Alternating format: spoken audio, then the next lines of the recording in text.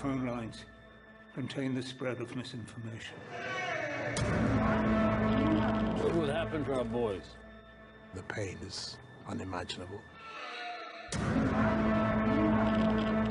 In 3 days to 3 weeks, you're dead. You can see him, and you cannot touch him. Do you understand? What happened on the night of the accident? Asking the right question will get you the truth. There is no truth. What happened there? What happened after? All of it. All of it.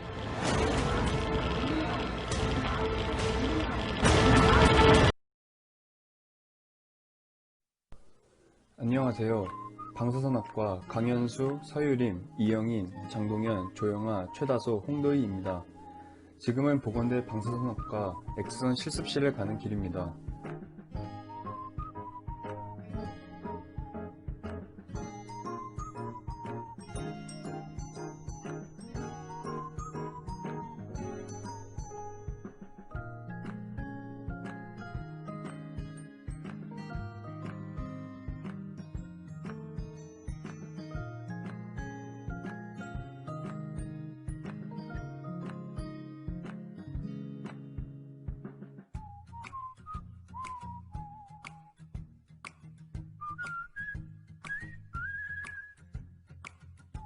여기는 보건대 앞입니다.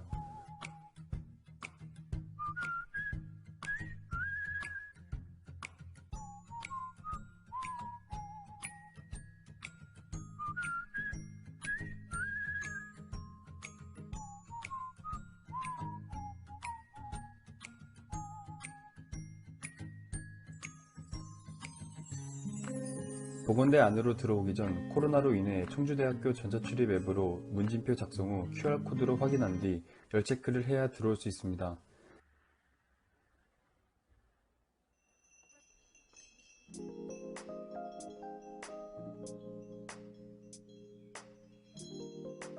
엘리베이터를 타고 4층까지 올라가고 내려서 조금만 걷다 보면 실습실에 도착합니다.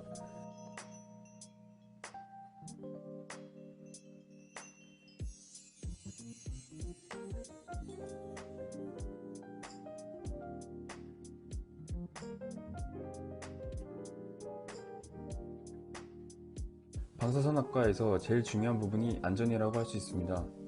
그에 따른 주의사항이 붙여져 있고 주의사항을 늘 숙지하고 있어야 합니다.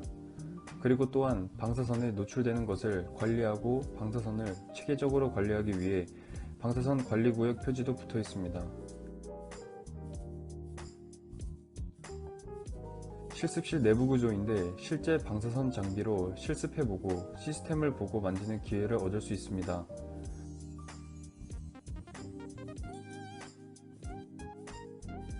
이것은 방사선용 필름 카세트인데 카세트에 장착된 필름을 환자의 치료 부위에 놓고 방사선을 투과해 촬영을 합니다.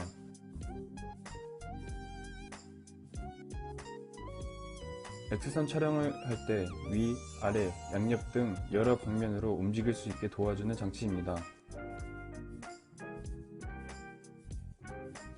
이것은 조사야이고 조사야의 빛으로 물체가 중심에 올 수 있도록 도와주는 역할을 합니다.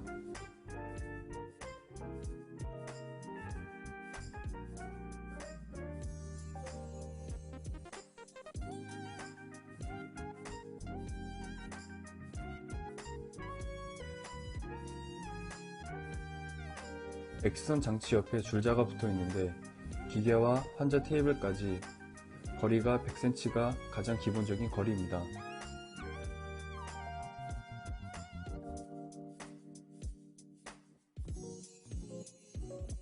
X선 장치를 사용하기 전에 제일 먼저 전원을 켜야 합니다. 전원을 켜고 주황색을 돌려주면 장치가 켜집니다.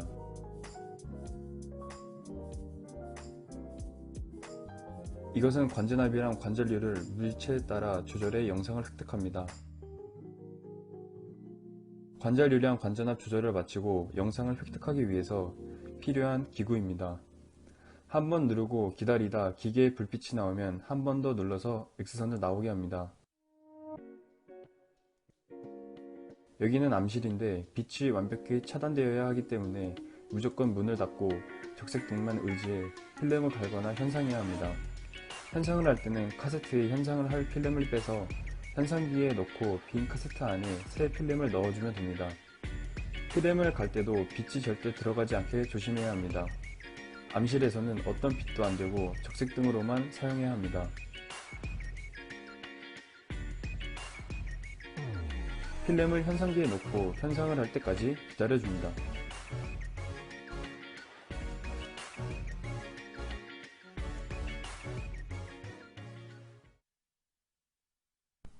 사진에 나와 있는 화이트보드에 대해 설명드리겠습니다.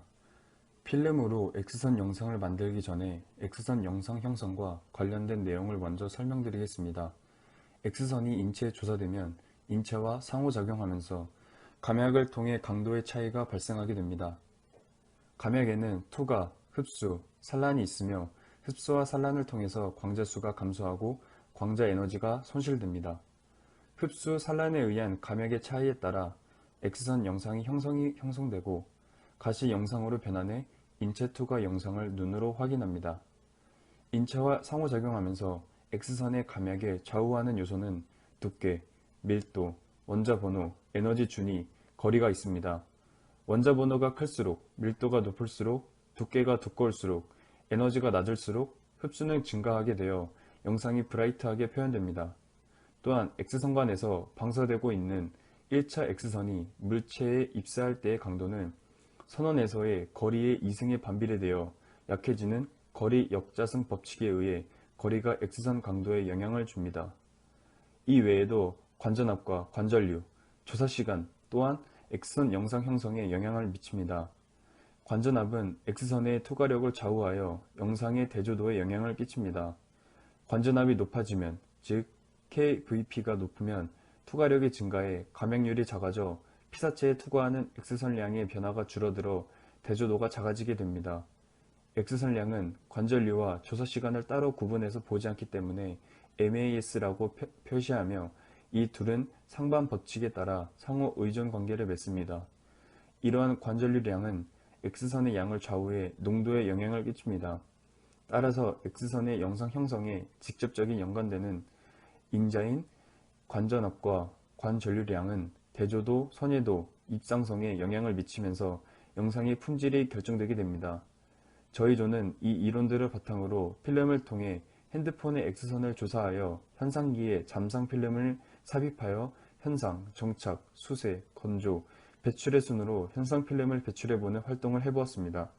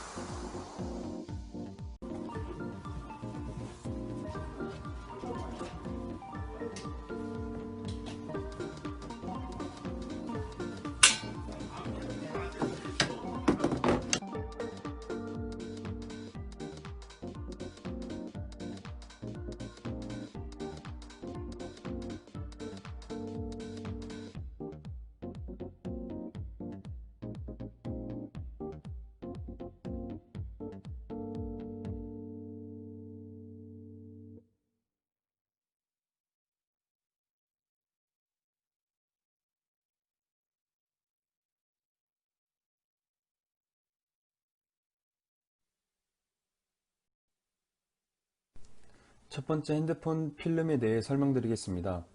X선 장치를 킨 다음에 초점과 필름 간의 거리를 100cm로 맞춥니다. 그리고 카세트에 필름을 넣어 이를 기준으로 콜리메이터를 통해 X선 조사야 크기를 결정하였습니다. 관전압 40kbp에 관전류량 1.2로 맞추어 교수님께서 X선을 조사해 주셨습니다. 그 결과로 다음 사진과 같은 결과물이 나오게 되었습니다. X선이 핸드폰에 대부분 흡수되어 고대조도가 형성되어 핸드폰의 형체만 알아볼 수 있을 뿐 핸드폰 내부를 정확히 판별하기 어려웠습니다. 그래서 관전압을 더 높여 투과력을 증가시켜야겠다고 판단했습니다. 두 번째 핸드폰 필름 촬영에 대한 설명입니다. 첫 번째 했던 방식대로 FFD를 100cm로 맞추고 조사야 크기를 설정한 다음에 관전압을 높여 50kbp로 설정하고 관전류량은 1.2로 맞추었습니다. 잠상된 필름을 현상하고 첫 번째 필름과 비교해 보았을 때 카메라 렌즈나 SD카드, 배터리 형체가 더 뚜렷하게 보였습니다. 하지만 아직 50kbp 여러 부속품들을 자세히 판별하기에는 대조도를 더 낮출 필요가 있어 관전압을 더 높여야겠다고 판단했습니다. 세 번째 핸드폰 필름 촬영에 대한 설명입니다. 세 번째로 X선 필름을 찍을 때는 관전압을 54kbp로 하고 관전류량은 1.2로 다시 설정해 찍어보았습니다. 그러나 두 번째 필름보다 각 물체를 구별하는 게 더 나아지긴 했지만 관전압의 변화를 너무 작게 해서 크게 다른 점이 없었습니다. 50에서 80kbp에서는 필름 농도의 변화를 식별할 수 있는 최소의 값이 4kbp라 4kbp만큼 증가시켜 영상을 찍었습니다.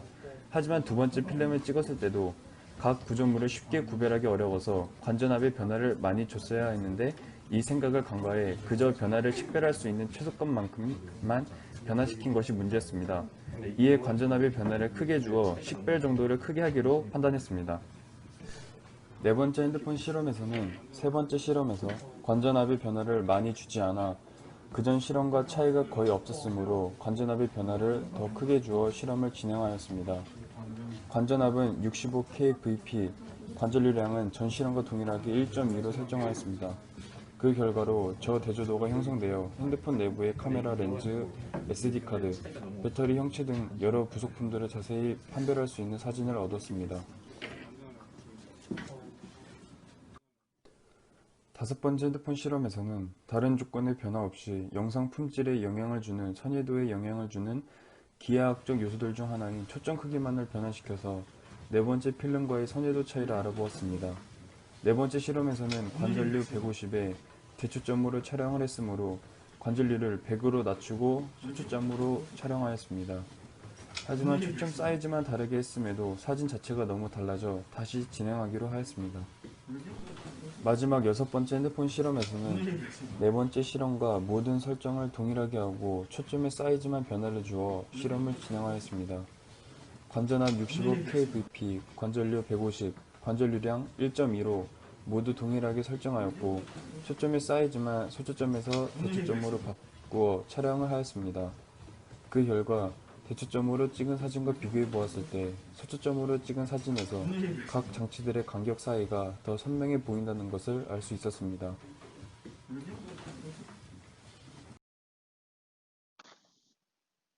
KVP를 점점 높여주면 대조도가 높아지면서 핸드폰 필름이 갈수록 더 명확한 구분이 가능해지는 것을 보면서 X선 발생량이 많아지니 투과력이 높아졌다는 것을 두 눈으로 확인할 수 있었고 신기했습니다. 그리고 물과 얼음의 X선을 조사하여 필름지에서 보았을 때 밀도가 높은 얼음에서 X선 감약이 되는 것을 알 수 있었습니다. X선의 감약을 좌우하는 요소 중 밀도를 확인할 수 있었습니다. 또한 대초점과 소초점으로 각각 촬영하면서 보지 못했던 부분을 발견하는 재미도 느꼈습니다. 실습을 하게 되어 정말 많은 걸 알게 된 것 같습니다. 저희 조는 장치들을 직접 작동시켜 필름을 가지고 핸드폰, 충전기, 무선 이어폰 케이스의 내부를 들여다보는 활동들을 했습니다.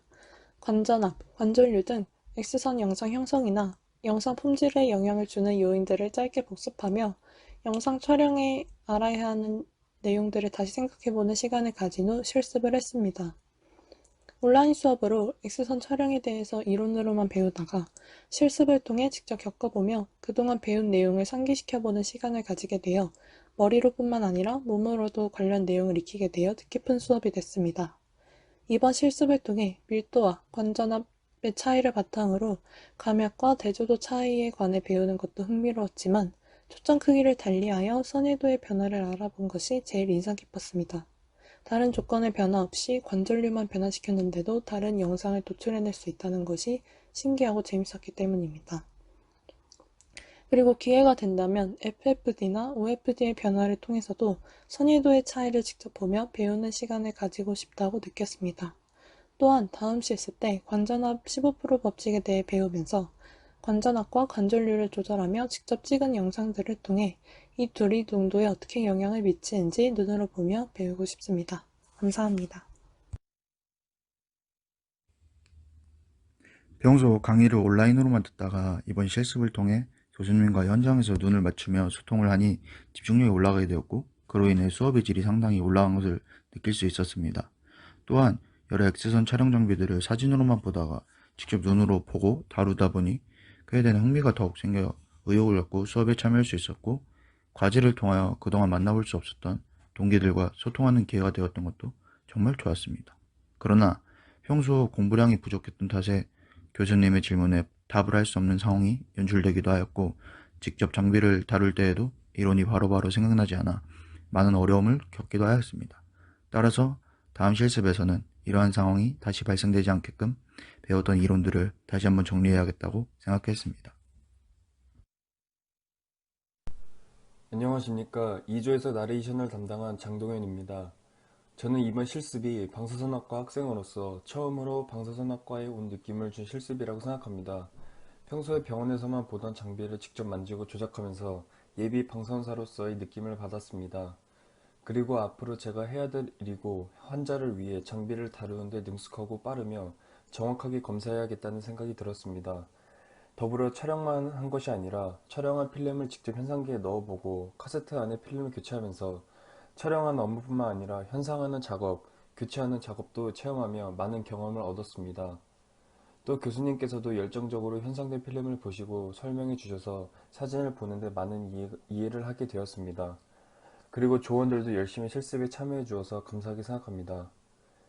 이번 실습을 통해 제가 개념이 약하다는 사실과 방사선 촬영이 단순히 찍는 것이 아니며 많은 것을 이해해야 하고 알아야 한다는 것을 깨달은 실습이 된 것 같습니다.